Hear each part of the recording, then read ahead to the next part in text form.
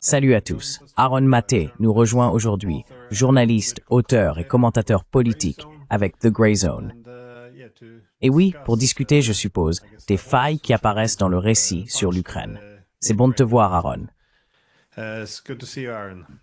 Toi aussi, Glenn. Merci de m'inviter. Eh bien, dans les pays de l'OTAN maintenant, il y a une certaine panique dans l'air, car nous avons perdu la guerre en Ukraine. Mais une partie de cette panique semble provenir du récit qu'on nous a raconté au cours des 3 dernières années, qui s'est également avéré être plein de failles. Dans une large mesure, cela a également été une guerre de récit au cours des dernières années. Je pense que l'un des derniers trous dans le récit était cet article du New York Times qui est sorti récemment, décrivant dans quelle mesure les États-Unis avaient dirigé la guerre depuis l'Allemagne. Que pensez-vous de cet article cependant? Quelle est son importance?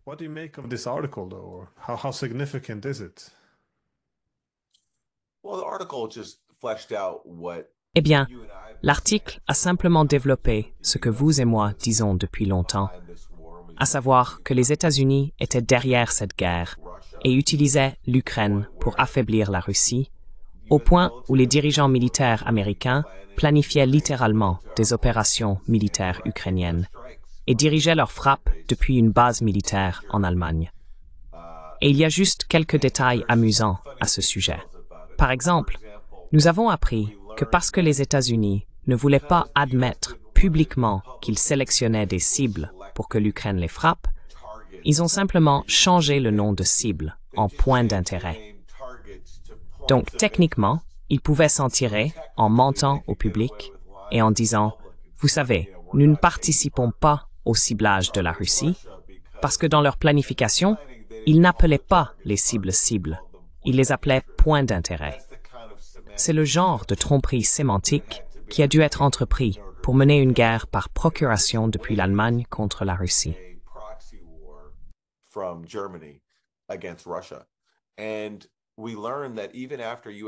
Et nous avons appris que même après que des responsables américains ont évalué que le risque que la Russie utilise une arme nucléaire avait considérablement augmenté, ils ont continué. Ils n'ont pas du tout changé leur stratégie et ont autorisé l'escalade des systèmes d'armes sans être sûrs de la réaction de la Russie, y compris sans être sûrs que la Russie ne frapperait pas les troupes de l'OTAN. Donc, essentiellement, c'était eux qui déplaçaient leurs propres lignes rouges, contrairement à ce que nous entendions constamment sur Poutine, ayant toutes ces lignes rouges, et qu'il était acceptable de les franchir. Non, c'était en fait nos lignes rouges qui continuaient de bouger. Et il le faisait en comptant sur Poutine et la Russie pour être retenus. Il y a donc un autre aspect de la rhétorique publique qui est sapé, parce que pendant tout ce temps, nous entendions que Poutine était un fou. Si nous ne l'arrêtons pas ici, il va continuer vers le reste de l'Europe et peut-être le reste du monde. En réalité, pendant tout ce temps, il comptait sur Poutine pour être retenu, alors que les États-Unis dépassaient continuellement leurs propres lignes rouges.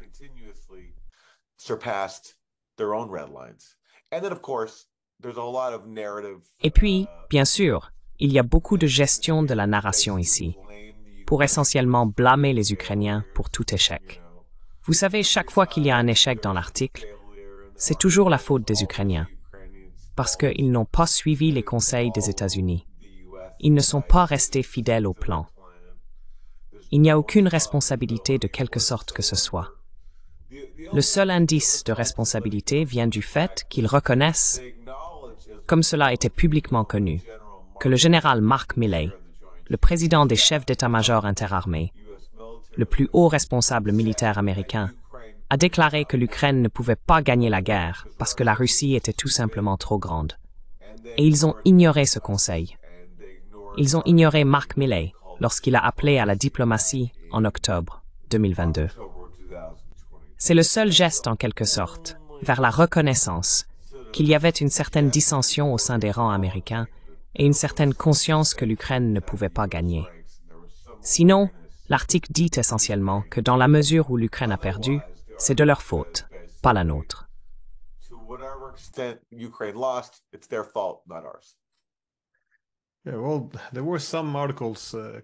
Eh bien, il y avait quelques articles qui sortaient plus tôt, je pense il y a environ 2 ans. Le Washington Post avait également écrit sur l'offensive d'été de 2023. Eh bien non, c'était il y a 1 an et demi de toute façon. Et l'argument principal était aussi que, eh bien, les Ukrainiens étaient trop réticents au risque. Je pense que c'était le mot qu'ils ont utilisé, et beaucoup de dirigeants militaires s'y opposaient, alors qu'ils étaient sous pression des États-Unis. Cela soulève la question, cependant, à quel moment cela passe-t-il d'une guerre par procuration à une guerre directe, surtout avec certains de ces systèmes d'armes, si les États-Unis sont directement impliqués.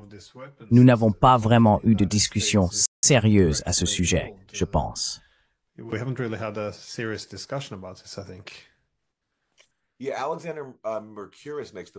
Oui, Alexander Mercouris souligne qu'il n'utilise plus le terme de guerre par procuration.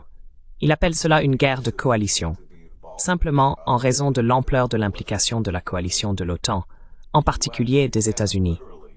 Et oui, littéralement, si les États-Unis choisissent les cibles, supervisent les tirs, donnent à l'Ukraine les coordonnées, littéralement, je veux dire, c'est l'impression de mon article que l'Ukraine n'a pas utilisé ses armes à longue portée, ses systèmes d'armes, sans l'approbation des États-Unis et sans les coordonnées des États-Unis.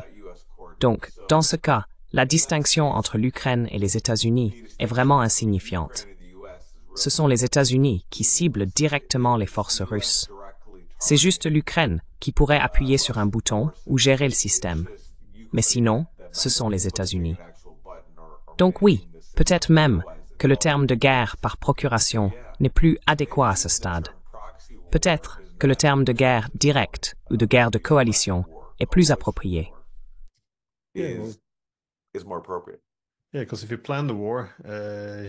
Oui, parce que si vous planifiez la guerre, vous sélectionnez les cibles, vous fournissez les armes. Et en plus, avec beaucoup de ces armes à longue portée, elles doivent en fait être gérées par des soldats américains également. Il n'y a soudainement plus de rôle du tout pour les Ukrainiens. Cela commence à ressembler de plus en plus à une guerre directe. Il y a aussi un problème récent avec Boris Johnson, dans lequel il a soutenu il y a quelques semaines que les nationalistes n'ont pas permis à Zelensky de mettre en œuvre son mandat de paix, car il a été élu en 2019 sur un mandat de paix, remportant 73% des voix, pour mettre en œuvre l'accord de Minsk, faire la paix avec le Donbass, ou au moins ouvrir le dialogue et faire la paix avec les Russes.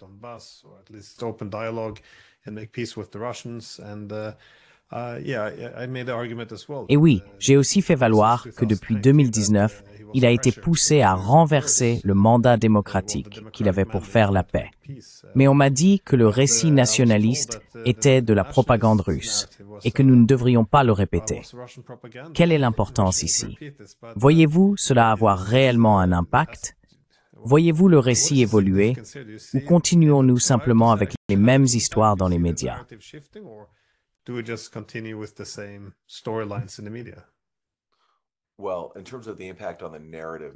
Eh bien, en termes d'impact sur le récit, non, ça ne change rien, parce que nous avons simplement un système médiatique si obéissant où certains faits ne peuvent pas être reconnus. Donc, même si Boris Johnson reconnaît, comme vous l'avez dit, que ce sont les ultranationalistes ukrainiens, les extrémistes, qui ont empêché la mise en œuvre des accords de Minsk, cela n'a pas d'importance. Cela ne s'enregistre tout simplement pas. Je veux dire, nous avons souligné cela. Nous avons partagé le clip de Boris Johnson.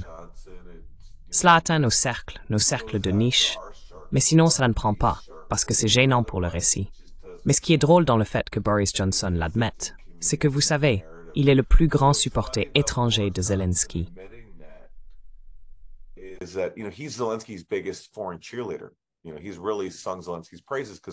Tu sais, il a vraiment loué Zelensky, parce que Zelensky a essentiellement suivi ses ordres. Mais que faisait Boris Johnson en disant que ce sont les ultranationalistes qui ont saboté le mandat de paix de Zelensky? Il s'appelle l'argument principal que Zelensky a avancé dans le bureau ovale à J.D. Vance, lorsqu'il a dit à J.D. Vance « De quelle diplomatie parlez-vous » après que J.D. Vance ait prôné la diplomatie.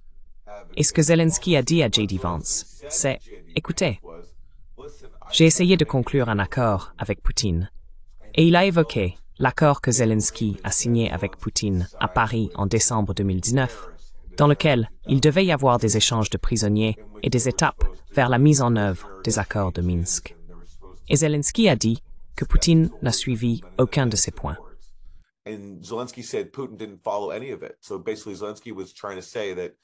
En gros, Zelensky essayait de dire que Poutine avait saboté leur accord qu'ils avaient signé ensemble en décembre 2019. Et donc, il ne pouvait pas conclure d'accord avec lui.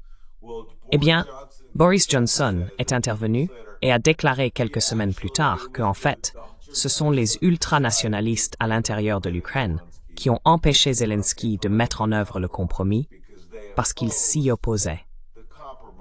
Et quel était le compromis? C'était de respecter les accords de Minsk, de respecter l'autonomie des Russes ethniques à l'intérieur de l'Ukraine, ce qu'ils ont refusé de faire parce qu'ils ne considèrent pas ces Russes ethniques comme des Ukrainiens égaux et ils ne les veulent même pas dans leur pays. Donc Boris Johnson a fait cet aveu à un moment très très inopportun pour Zelensky.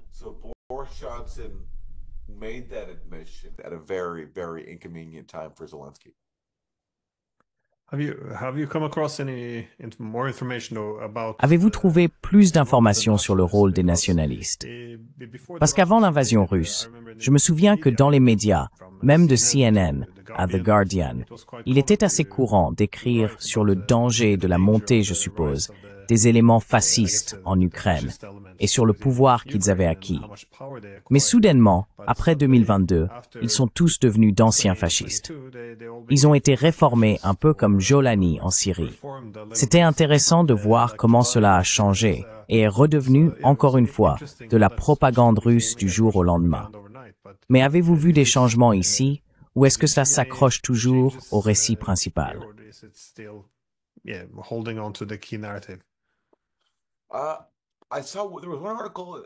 J'ai vu qu'il y avait un article dans le Financial Times l'année dernière intitulé « L'Ukraine face à son heure la plus sombre » et il contenait une rare reconnaissance du rôle des ultranationalistes.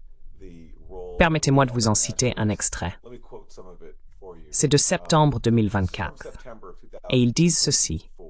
Le plus gros problème de Zelensky pourrait venir d'une minorité nationaliste opposée à tout compromis, dont certains sont maintenant armés et entraînés pour se battre. Et cela cite un responsable ukrainien disant que toute négociation avec la Russie pourrait être un déclencheur d'instabilité sociale. Zelensky le sait très bien.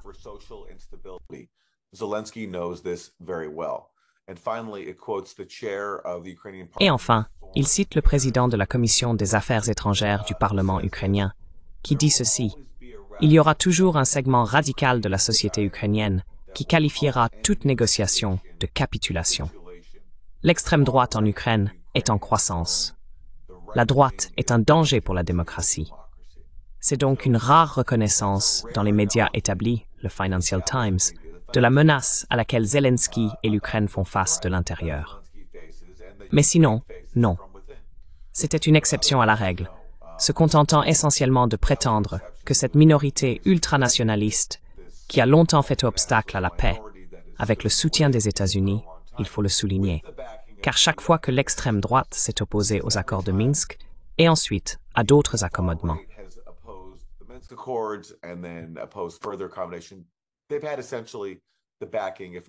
Ils ont essentiellement eu le soutien, sinon publiquement, le soutien tacite des États-Unis. C'est une dynamique qui remonte à longtemps. Donc c'est une exception. Sinon non, je ne vois pas cela être reconnu du tout. Et c'est un problème parce que, vous savez, je ne sais plus ce qui se passe dans la tête de Zelensky. Il est difficile à cerner. On dirait qu'il s'est finalement totalement rangé du côté de l'extrême droite. Et je ne le vois pas vraiment prendre des mesures pour essayer de s'en distancier. Mais on doit se demander si les États-Unis changeaient leur position. En fait, s'il y avait un changement concret de leur position et qu'ils disaient à Zelensky « Vous savez, nous vous soutiendrons si vous faites la paix avec la Russie. »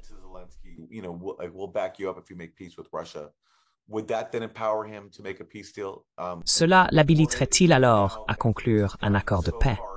Ou est-il allé si loin dans sa position d'abandonner la paix en s'éloignant des accords de Minsk, qu'un changement de position n'aurait même plus d'importance. Et on peut voir que même avec Trump disant que nous devons faire la paix et Steve Witkoff faisant des ouvertures positives à cet égard, Zelensky ne semble toujours pas être d'accord. Il me semble donc, et je suis curieux de connaître votre avis à ce sujet, que Zelensky est maintenant en phase avec l'extrême droite, contrairement aux premières années de sa présidence.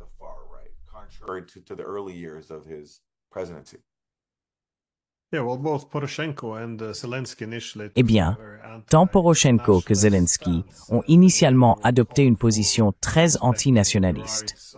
Encore une fois, ils appelaient au respect des droits des Russes ethniques.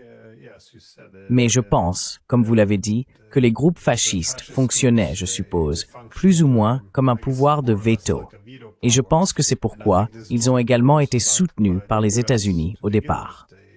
Ils avaient la capacité de mettre un frein à tout sentiment dans la société qui poursuivait une réconciliation. Et je pense que ça s'appliquait aussi en 2019 lorsque Zelensky a gagné. Encore une fois, cela allait être un changement énorme. Il allait mettre fin à la guerre, poursuivre un chemin pacifique. Et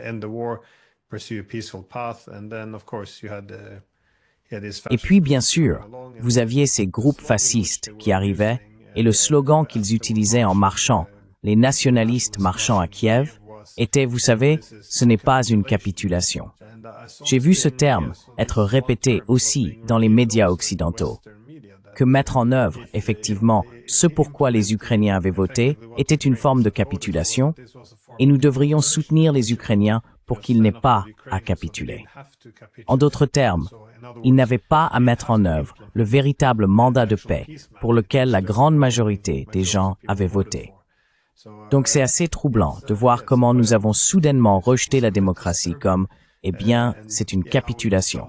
Oui, absolument.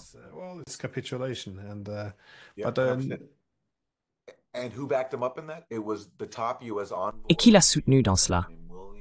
C'était le principal envoyé américain en Ukraine, nommé William Taylor. Vous savez, l'année dernière ou l'année d'avant, il a dit au Washington Post qu'au même moment où ces extrémistes d'extrême droite disaient non à la capitulation et manifestaient contre Zelensky, Taylor a rencontré Zelensky. Et Zelensky essayait de trouver un moyen d'imposer la formule Steinmeier, qui est la formule de l'ancien ministre allemand des Affaires étrangères, sur la manière de mettre en œuvre les accords de Minsk. Et William Taylor dit dans son propre récit qu'il a dit à Zelensky que Steinmeier ne savait pas de quoi il parlait.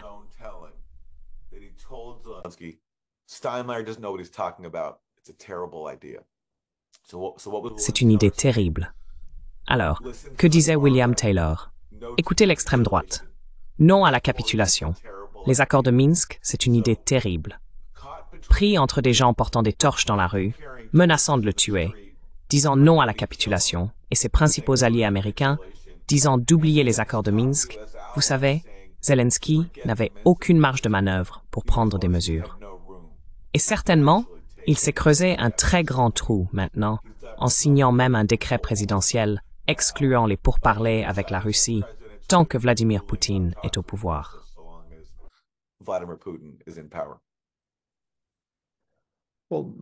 Eh bien, en dehors des nationalistes, il semblait que les États-Unis avaient également une très bonne emprise sur les services de renseignement en Ukraine.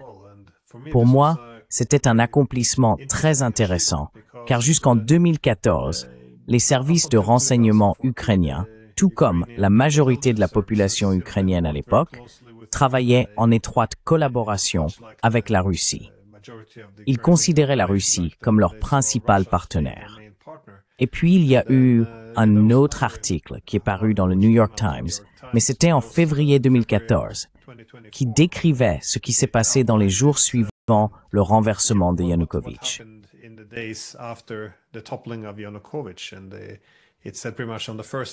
Et il a dit, à peu près, dès le premier ou le deuxième jour après le coup d'État, vous aviez un nouveau chef du renseignement qui, je suppose, avait été approuvé par les États-Unis. La première chose qu'il a faite a été d'appeler la CIA et le MI6 pour commencer essentiellement une guerre secrète contre les Russes. Ensuite, vous avez des articles complémentaires dans le Washington Post confirmant que les Américains ont dû reconstruire les services de renseignement à partir de zéro parce qu'ils ne pouvaient pas utiliser les anciens. Donc il semble qu'ils aient capturé tout l'État là-bas, cependant. It does sound like they captured the whole state there, though. Yes, there was the one in the Washington Post. Oui, il y en avait un dans le Washington Post qui citait un ancien officier de la CIA disant que la branche du renseignement militaire de l'Ukraine était devenue, je cite, « notre petit bébé ». C'est ainsi qu'il l'a décrit après le coup d'État de 2014. Alors imaginez la perspective de la Russie. Vous avez des responsables américains qui se vantent maintenant que la division du renseignement militaire de l'Ukraine était notre petit bébé, au point que les États-Unis ont construit un nouveau quartier général pour elle. Vous aviez le New York Times disant que les États-Unis avaient construit environ 10 bases secrètes à l'intérieur de l'Ukraine. Récemment, il y avait un article dans le New Yorker où il décrivait comment lorsque notre petit bébé et d'autres services de renseignement ukrainiens ont mené des assassinats d'officiers russes ou de chefs rebelles dans le Donbass, les États-Unis étaient impliqués au point où un chef rebelle du Donbass a été tué dans un ascenseur.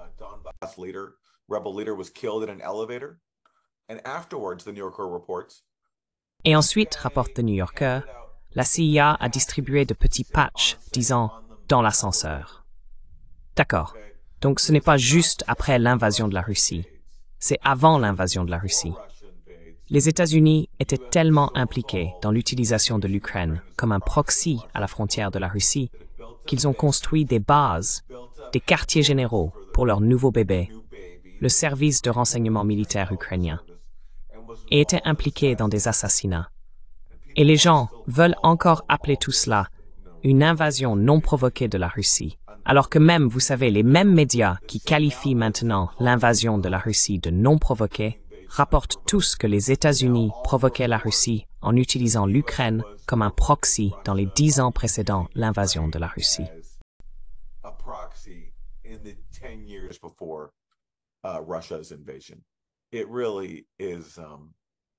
C'est vraiment très frappant. Mais heureusement, pour une raison quelconque, les gens se sentent obligés de reconnaître ce qui s'est passé. Et donc, nous avons tous ces détails riches de première main.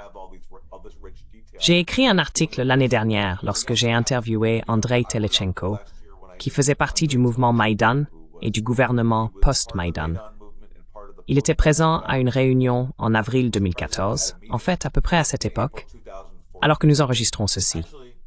À la mi-avril 2014, l'Ukraine a lancé sa soi-disant opération antiterroriste contre le Donbass, débutant la guerre dans le Donbass.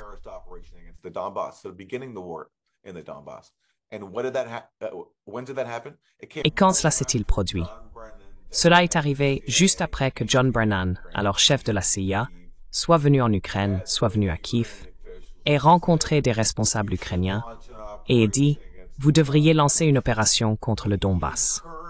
Il a encouragé et en gros dit au nouveau gouvernement issu du coup d'État de lancer une opération contre le Donbass. Et c'est exactement ce que le nouveau gouvernement a fait. Et Andrei Telechenko était à cette réunion et dit que c'est ce que John Brennan a fait. Donc je veux dire, le rôle des États-Unis dans cela a été instrumental depuis le début.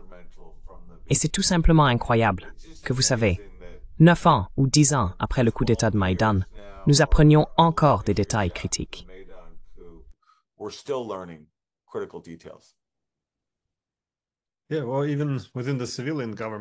Eh bien, même au sein du gouvernement civil de l'Ukraine, vous avez des personnes comme Viktor Shokin, l'ancien procureur général. Il a été licencié par Biden, qui en était fier. Mais il a également donné une interview où il affirme qu'après le coup d'État de 2014, toutes les nouvelles nominations devaient être approuvées par Washington. Il a dit qu'il gérait l'Ukraine comme un fief, oui. Et vous savez, parfois en étant encore plus audacieux, c'est-à-dire en prenant un véritable Américain comme Natalia Yaresko, une véritable citoyenne américaine du département d'État américain, travaillant maintenant dans les think tanks, et en la plaçant dans le poste de ministre des Finances ukrainien.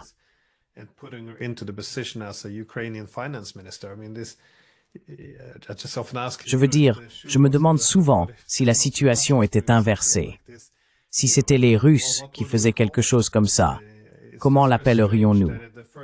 Mais c'est très étrange que le premier réflexe soit toujours de l'excuser et de détourner le regard. Mais je suppose qu'avec les fascistes, c'est quelque chose d'assez préoccupant que ce soit maintenant notre premier instinct lorsque nous voyons une croix gammée apparaître sur des uniformes. Des emblèmes fascistes et des slogans fascistes, ériger des statues de Bandera, renommer des rues. Le premier réflexe dans nos médias est toujours de trouver des excuses. Eh bien, vous ne voulez pas répéter la propagande russe. C'est un peu étrange comment nous en sommes arrivés là cependant.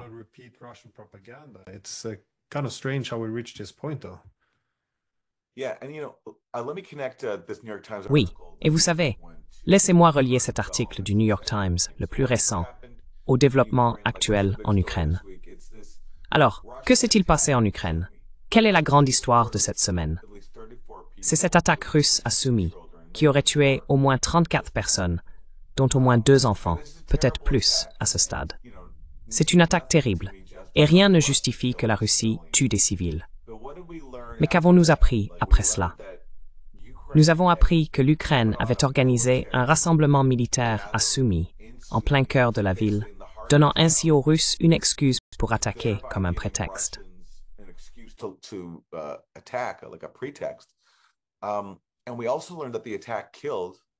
Et nous avons également appris que l'attaque a tué un colonel ukrainien qui était commandant d'une brigade ukrainienne équipée de lance-roquettes HIMARS américains, n'est-ce pas? Et quelle est l'importance de cela?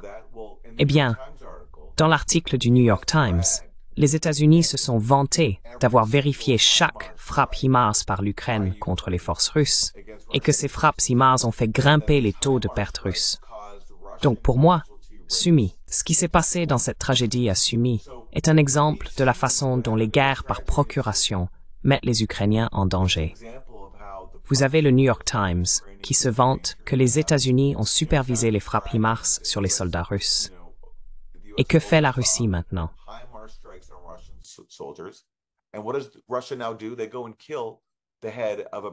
Ils vont tuer le chef d'une brigade qui possède des HIMARS.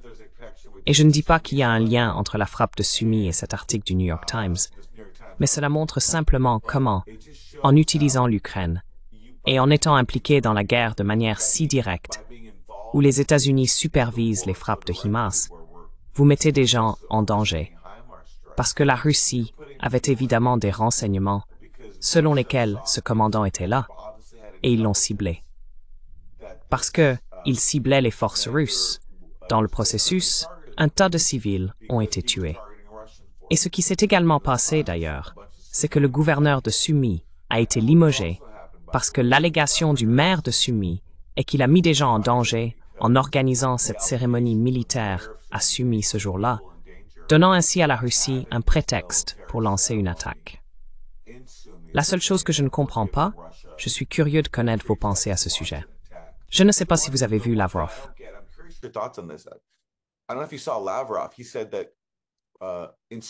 Il a dit qu'à Sumy, des chefs militaires ukrainiens rencontraient leurs homologues de l'OTAN. Et donc je ne comprends pas ce qu'il disait. Est-il en train de dire que la Russie a ciblé non seulement des responsables militaires ukrainiens, mais aussi des responsables militaires de l'OTAN? C'est la partie que je n'ai pas comprise, car s'il dit vraiment que la Russie a ciblé des responsables de l'OTAN, cela me semble très dangereux. Je n'ai pas encore vu de confirmation que des responsables de l'OTAN ont été tués.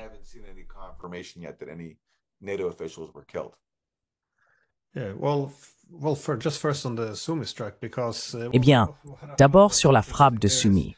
Ce que j'ai trouvé intéressant, c'est que lorsque j'ai ouvert les journaux en Europe ou regardé les chaînes d'information, il y a pratiquement un consensus total que cela n'avait aucun but militaire. C'était une cible sur des civils, sans cible légitime à proximité. Mais ensuite, vous pouvez ouvrir les nouvelles ukrainiennes. Et ils discutent ouvertement du fait que le maire se plaignait que l'armée avait organisé cette cérémonie de remise de prix pour les personnes qui avaient combattu, je pense que c'était à Koursk, et ils avaient tous ces soldats là-bas, de nombreux officiers supérieurs. Et puis, vous savez, pourquoi avez-vous mis cela parmi nos civils? Et maintenant, vous avez attiré une frappe russe. Donc en Ukraine, ils parlent de ces divisions. Ils sont en colère les uns contre les autres. Ils s'insultent en ligne. Mais ensuite, vous venez aux médias occidentaux, et je ne le vois pas dans ces médias.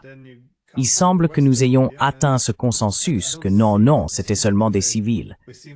Et c'est un récit très étrange, je pense, qui s'est construit autour.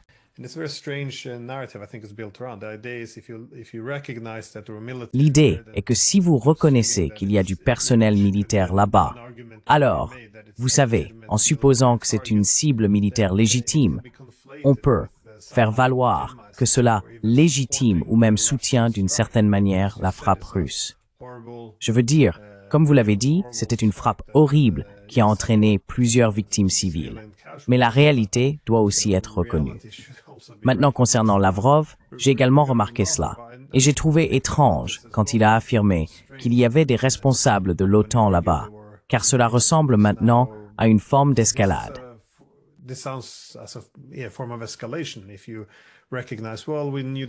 Si vous reconnaissez, eh bien, nous savions qu'il y avait des soldats de l'OTAN là-bas, donc nous les avons ciblés et tués. Donc, que ce soit vrai ou non, cela indique qu'ils sont également prêts à monter l'échelle de l'escalade. Parce qu'avec ces nouveaux rapports venant non seulement du New York Times et des médias américains, mais aussi des médias britanniques, où ils se vantent plus ou moins du rôle clé qu'ils ont joué dans la mort de milliers de Russes. Maintenant, je pense que cela pourrait être une réponse à cela, où ils peuvent maintenant aussi dire, eh bien, nous allons maintenant parler ouvertement de tuer des soldats de l'OTAN. Mais je suis d'accord que cela ressemble beaucoup aux escalades de l'OTAN.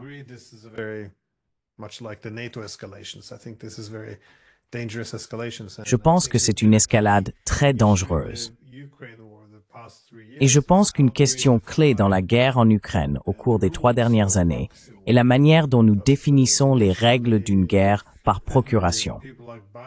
Parce qu'au départ, si vous vous souvenez, des personnes comme Biden disaient « Eh bien, les F-16 signifient la 3e guerre mondiale. Vous ne pouvez pas faire ça. Nous ne pouvions pas envoyer d'artillerie, de chars. » Tout cela était très controversé.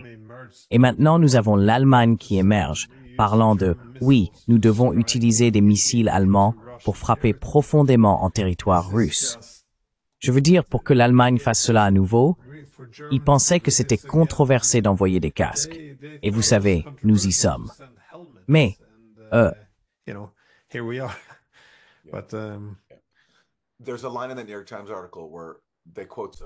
il y a une phrase dans l'article du New York Times où il cite un responsable militaire américain qui dit, vous savez, notre message aux Russes était très clair.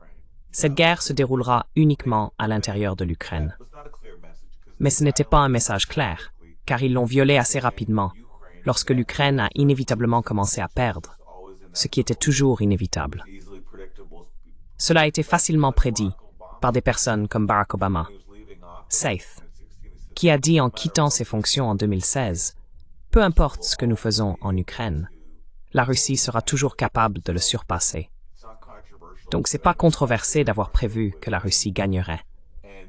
Et donc, encore une fois, vous savez, aux États-Unis, un grand argument est que nous avons toujours franchi les lignes rouges de Poutine et qu'il n'a rien fait. Maintenant, je n'ai en fait jamais entendu Poutine établir des lignes rouges.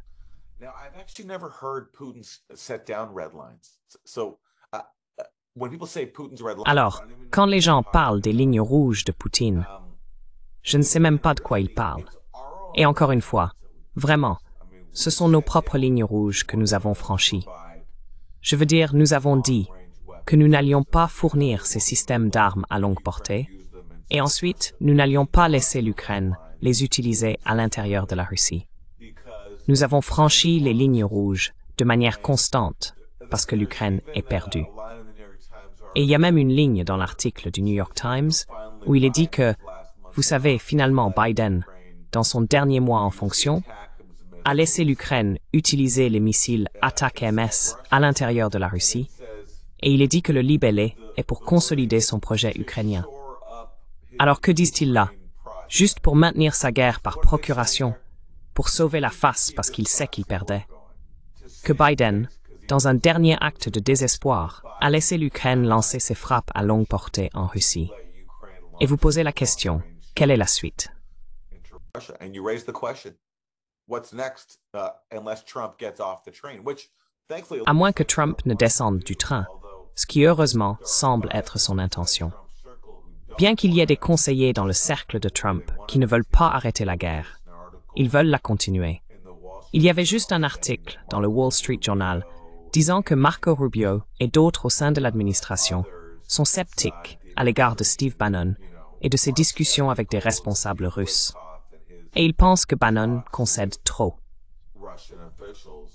Je pense que Bannon ne fait que reconnaître la réalité, que comme les gens l'ont reconnu depuis longtemps, peu importe ce que nous faisons, l'Ukraine ne peut tout simplement pas gagner, parce que la Russie les surpassera toujours en raison de sa taille et de sa proximité avec l'Ukraine.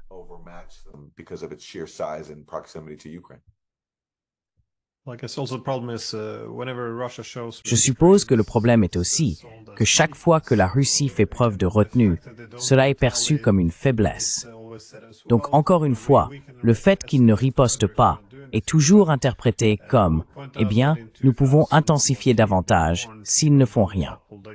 Mais je soulignerai qu'en 2014, ils ont averti de ne pas renverser le gouvernement en Ukraine. Ils l'ont fait et ils ont annexé la Crimée. En 2021, la Russie a dit qu'il fallait leur donner des garanties de sécurité. Sinon, ils devraient prendre des mesures militaires.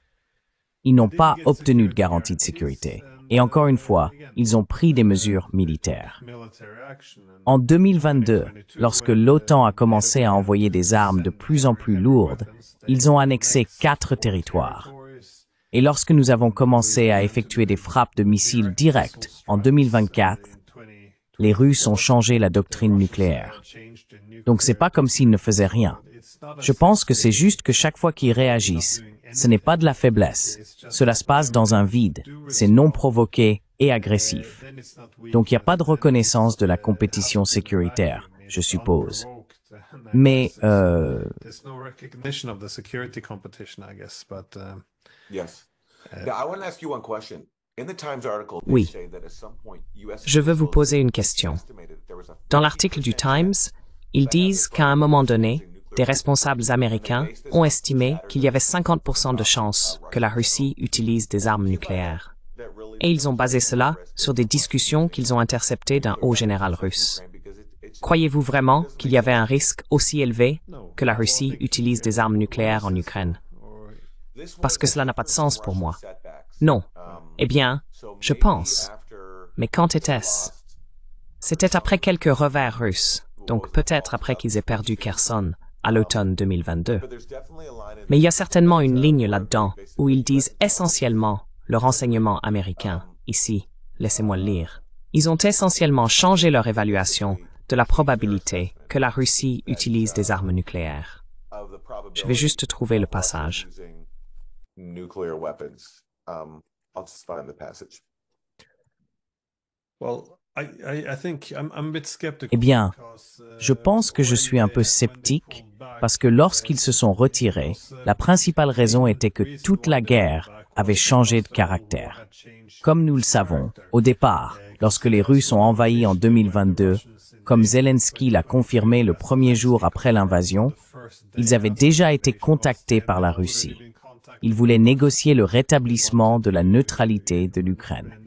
Donc, tout, des niveaux de troupes au premier jour de l'invasion, les Ukrainiens ont confirmé que les Russes avaient pris contact avec eux. Tout cela, et aussi le manque de bombardement de cibles clés, car les Russes étaient assez retenus dans les premiers jours, parce qu'ils ne voulaient pas compromettre la capacité de poursuivre la diplomatie, ce qui a également été confirmé par des analystes américains.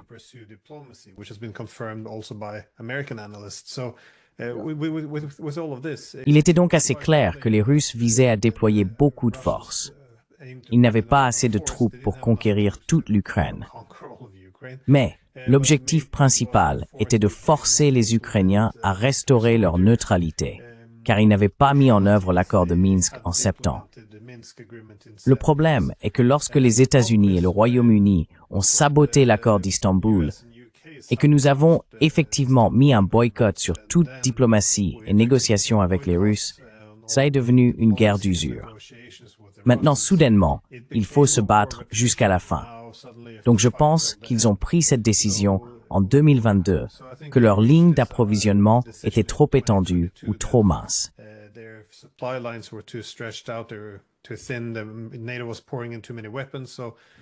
L'OTAN déversait trop d'armes. Donc, ce qu'ils devaient faire, c'était se préparer à une guerre d'usure, ce qui signifie épuiser l'ennemi. Il était donc logique de se retirer de l'autre côté du fleuve Dniepr à Kherson pour resserrer les lignes de front, puis construire des fortifications appropriées et ne pas avoir ces chaînes d'approvisionnement vulnérables. Et ensuite, essentiellement, commencer à tuer et détruire l'ennemi. Pendant ce temps, alors qu'ils faisaient cela, ils ont constitué une énorme force à l'arrière, avec de nouvelles armes et de nouveaux soldats. Ils se sont préparés jusqu'en 2023, puis ont commencé à avancer. Je ne pense donc pas que c'était aussi désespéré que nous l'avions prévu. Souvent, c'est présenté comme tel. Mais si les Russes perdaient face à une armée de l'OTAN et qu'ils pourraient prendre la Crimée, je pense que les Russes considèrent cela comme une menace existentielle. Si c'est existentiel, je pense qu'ils pourraient, je pense honnêtement qu'il y aurait une guerre nucléaire avant que l'OTAN ne marche à travers la Crimée. Mais je ne pense pas qu'ils en étaient à ce point en 2022. Je pense que l'ampleur de cette grande victoire pour l'Ukraine était davantage une initiative de propagande en Occident pour renforcer le soutien de notre public à la guerre, afin que nous puissions effectivement ramener l'Ukraine aux frontières de 91.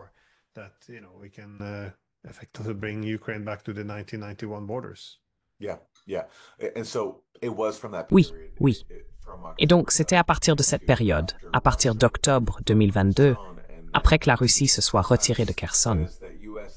Et puis le Times dit que le renseignement américain a surpris le commandant russe en Ukraine, le général Sergei Surovikin, parlant d'utiliser des armes nucléaires tactiques pour empêcher les Ukrainiens de traverser le Dnipro et de se diriger directement vers la Crimée. Jusqu'à ce moment-là, les agences de renseignement américaines avaient estimé la probabilité que la Russie utilise des armes nucléaires en Ukraine à 5 à 10%.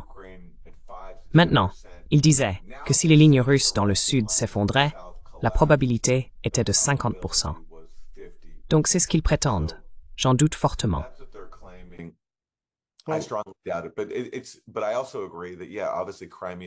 Mais je suis également d'accord pour dire que, oui, évidemment, la Crimée est existentielle. Et s'il y avait eu une menace sérieuse là-bas, alors nous aurions pu la voir. Mais votre évaluation est qu'il n'y a jamais eu une menace aussi forte de perdre la Crimée à ce moment-là. Et sur la question d'Istanbul, je ne sais pas si vous avez vu cela, mais il y a eu un article écrit par Alexandre Chaly, qui était un diplomate ukrainien et faisait partie de l'équipe de négociation ukrainienne.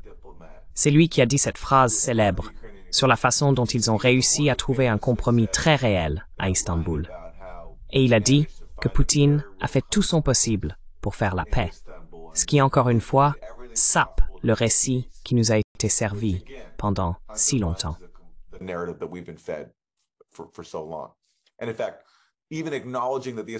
Et en fait, même reconnaître que les pourparlers d'Istanbul ont eu lieu perce le récit lui-même, parce que, du moins dans les médias d'entreprise américains, cela prétend que les pourparlers d'Istanbul n'ont pas eu lieu. Ils ne sont presque jamais mentionnés, sauf à quelques reprises. Il a fallu attendre l'année dernière pour que le New York Times publie un article détaillé à ce sujet. Sinon, c'était totalement ignoré. Mais Chaly a écrit un article peu de temps après l'effondrement des pourparlers, je pense environ 1 an plus tard, et il écrit essentiellement que les États-Unis et le Royaume-Uni ont dit à l'Ukraine à l'époque de ne pas conclure d'accord avec la Russie, basés sur des garanties de sécurité.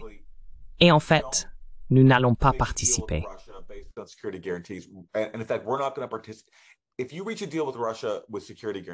Si vous concluez un accord avec la Russie, avec des garanties de sécurité, nous ne participerons pas. Mais si vous vous retirez de l'accord, nous vous donnerons des garanties de sécurité bilatérales. C'était le message que l'Ukraine a reçu des États-Unis et du Royaume-Uni. Alors, qu'a fait l'Ukraine? Comme nous le savons, Zelensky s'est retiré d'Istanbul. Que s'est-il passé ensuite? Zelensky retourne aux États-Unis et au Royaume-Uni et dit « Hé, qu'en est-il de ces garanties de sécurité ?» Et qu'est-ce que Charlie rapporte? Il dit qu'à ce moment-là, les États-Unis et le Royaume-Uni ont dit « Oui, nous ne sommes pas prêts à vous donner des garanties de sécurité.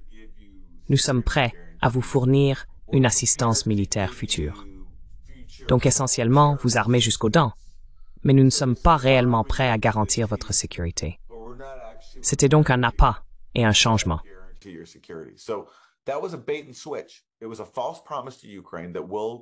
C'était une fausse promesse faite à l'Ukraine que nous vous donnerons des garanties de sécurité si vous vous retirez de ces pourparlers de paix. Et puis, quand l'Ukraine est venue demander aux États-Unis et au Royaume-Uni de tenir leurs promesses, les États-Unis et le Royaume-Uni ont dit « Oubliez ça. C'est une telle trahison. » Et cela devrait être une histoire de premier plan.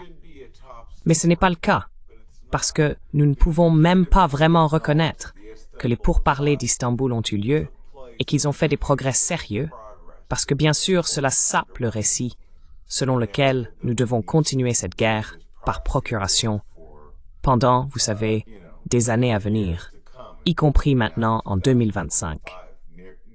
Vous savez, maintenant nous parlons de 3 ans après l'effondrement des pourparlers d'Istanbul. Nous marquons en fait l'anniversaire en ce moment même, parce que c'était en avril 2022 quand Istanbul s'est effondré.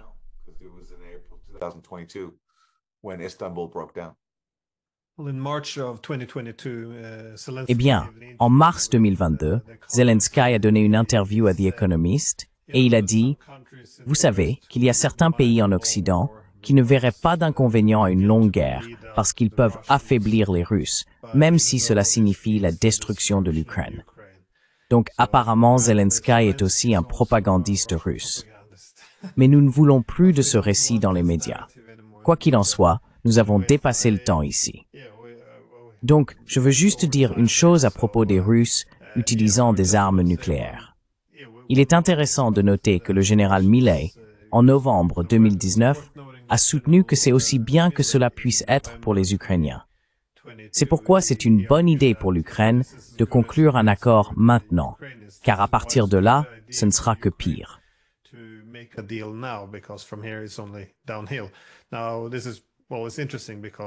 Maintenant, c'est intéressant parce qu'il a été contraint de revenir sur ses propos, car être pro-ukrainien signifie continuer à envoyer des Ukrainiens à la guerre.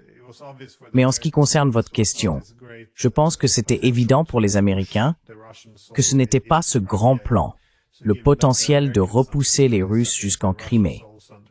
Donc, étant donné que les Américains ont compris cela, je pense que les Russes l'ont également compris. Donc, je pense que l'idée qu'ils étaient sur le point de recourir aux armes nucléaires, c'est plus de la propagande. Quoi qu'il en soit, Maté, merci beaucoup. Et oui, vous venez à Oslo le 21 mai pour une conférence ici. Cela sera également diffusé et je le partagerai probablement sur cette chaîne aussi. Donc, merci beaucoup pour votre temps. Merci Glenn. Ravi de vous rejoindre.